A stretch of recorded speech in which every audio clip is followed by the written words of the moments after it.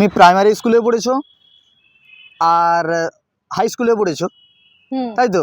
হ্যাঁ, তাহলে তোমাকে একটা প্রশ্ন করছি, তুমি তার উত্তর দাও। প্রাইমারি স্কুলে পড়েছে, হাই স্কুলে সবাই তো পড়ে, আমি একা পড়েছি। পড়েছো তো? পড়েছি।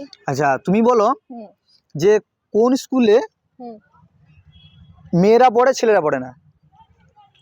বলো। কোন স্কুলে মেয়েরা পড়ে ছেলেরা পড়ে না? গার্লস স্কুলে। গার্লস স্কুলে? হ্যাঁ।